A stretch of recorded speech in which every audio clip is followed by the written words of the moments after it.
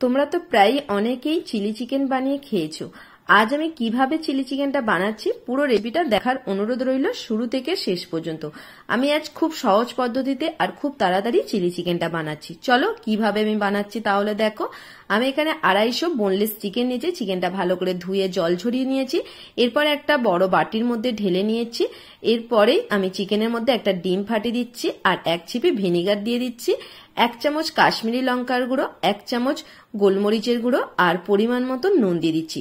নুনটা দেবার পরে আমি কর্নফ্লাওয়ার দিয়ে দিচ্ছি। প্রথমে আমি 2 চামচ দিচ্ছি, দিয়ে আমি প্রথমে ভালো করে মাখিয়ে নিচ্ছি। এরপর যদি কর্নফ্লাওয়ার লাগে তখন দেবো, যদি না লাগে তখন দেবার প্রয়োজন নেই। দেখো আমি এইভাবে ভালো করে মাখিয়ে নিচ্ছি। এই দেখো হাতে করে একটু ভালো করে মাখিয়ে নিয়েছি। এখন দেখছি কর্নফ্লাওয়ার দেওয়ার দরকার নেই, তাই আমি আর দিচ্ছি না। তারপরে মাখিয়ে নেবার পরে 1 চামচ আদা রসুন বাটা আর 1 চিপি সয়া সস দিয়ে দিচ্ছি, দিয়ে আবার একটু ভালো করে মাখিয়ে নিচ্ছি। এই আদা রসুন বাটাটা তোমরা প্রথমেও দিতে পারো, আমি এখানে কিছুটাক্ষণ মাখিয়ে নেবার পরেই আমি দিলাম। এই দেখো আবার ভালো করে মাখিয়ে নিচ্ছি। মাখিয়ে আমি এটা এখন চাপা দিয়ে রেখে দেব। আর এদিকে আমি সবজিগুলো কেটে নিচ্ছি। একটা বড় সাইজের ক্যাপসিকাম নিয়েছি, 4টে পেঁয়াজ নিয়েছি, 1 টুকরো আদা আর 6 থেকে 7টা রসুন নিয়েছি। দেখো ক্যাপসিকামটা কাটার সময় আমি দেখছি এটা কি আমি বুঝতে পারছি না, তাই 2 হাতে ভালো করে আমি দেখছি এটা কি জিনিসটা। তোমরা যদি কেউ এটা জেনে থাকো যেটা কি ক্যাপসিকামের ভেতরেই ছিল তাহলে আমাকে একটা কমেন্ট করে জানিও। দেখো ক্যাপসিকামটা দেখতে দেখতে এইভাবে আমি কেটে ফেললাম। দেখো এইরকম চৌকো করেই কেটে নিয়েছি। ওটা আমি এখনো পর্যন্ত বুঝতে পারিনি যে কি ও জিনিসটা। তারপরে আমি পেঁয়াজটা কেটে নিচ্ছি। পেঁয়াজটা আমি প্রথমে 4 ফালি কেটে নিয়ে তারপরে এইভাবে আমি কোয়াগুলো ছাড়িয়ে নিচ্ছি। এই ভেতরের ছোট কোয়াগুলো দেওয়ার দরকার নেই, বড় সাইজের কোয়াগুলো দিলেই হবে। এগুলো আমি অন্য কোনো কাজে লাগিয়ে নেব। এরপর আমি রসুনটা ছোট্ট ছোট্ট করে কুচিয়ে নিচ্ছি। তারপর আমি আদাটাও ছোট ছোট করে কুচিয়ে নিচ্ছি। দেখো আদা রসুন পেঁয়াজ আর ক্যাপসিকাম গোটা সবই কোচানো হয়ে গেছে। একটা থালার মধ্যে ঢেলে নিচ্ছি।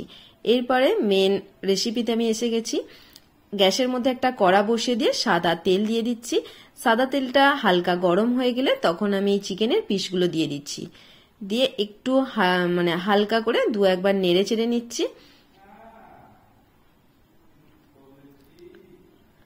এরকম নাড়াচাড়া করে ভালো করে আমি ভেজে নেব।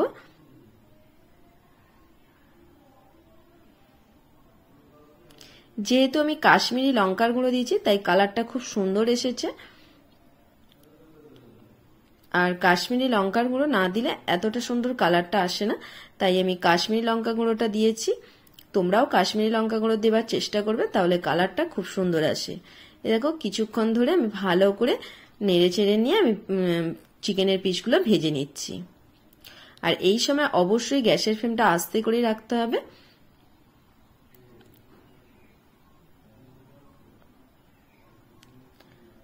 দেখো প্রথমে এগুলো ভাজা হয়ে গেছে, আমি তুলে নিয়েছি। আবার কিছুটা যে রয়েছে সেটাও দিয়ে দিচ্ছি। একইভাবে গ্যাসের ফ্লেমটা আস্তে করে দিয়ে সময় ধরে আমি চিকেনগুলো ভালো করে ভেজে নিচ্ছি।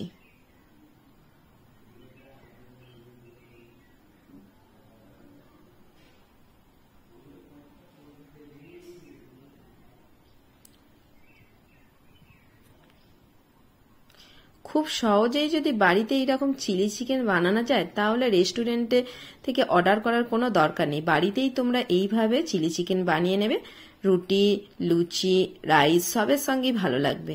দেখো চিকেনের পিসগুলো ভাজা হয়ে গেছে। এরপর এই তেলের মধ্যে আদা রসুন কুচোটাও দিয়ে দিচ্ছি, দিয়ে 2-1 বার নেড়ে চেড়ে পেঁয়াজটাও দিয়ে দিচ্ছি। এই পেঁয়াজের কোয়াগুলো হালকা করে একটু নেড়ে চেড়ে নিতে হবে, খুব বেশি লাল লাল করে ভাজার দরকার নেই, হালকা করে 2-1 বার নেড়ে ছেড়ে নিলেই হবে। তারপরেই নাড়তে নাড়তে আমি ক্যাপসিকামটাও তুলে দিচ্ছি। ক্যাপসিকামটাও একইভাবে একটু নেড়ে নিচ্ছি যাতে তাড়াতাড়ি নরম হয়ে যায়, তাই আমি নুন আর চিনিটা স্বাদ মতন দিয়ে দিচ্ছি। তারপরে আমি এখানে সসগুলো দিয়েছি। প্রথমে আমি টমেটো সস দিয়ে দিচ্ছি। টমেটো সস দেওয়ার পরেই তারপরে আমি সয়া সস আর চিলি সসও দিয়ে দেব।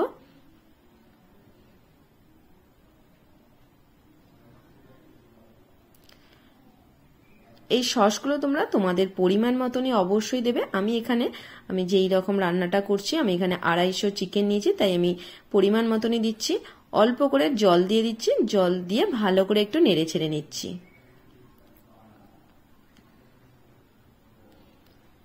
এরপরে আমি পরিমাণ মতন আবার একটু জল দিয়ে দিচ্ছি। জল ফুটে উঠলে আমি একটু গোলমরিচের গুঁড়ো হালকা করে দিয়ে দিচ্ছি, মানে হাফ চামচের মতন দিয়ে দিচ্ছি। দিয়ে একটু নেড়ে চেড়ে নিচ্ছি। তারপর জল ফুটে উঠলে আমি এই চিকেনের পিসগুলো দিয়ে দিচ্ছি একটা একটা করে।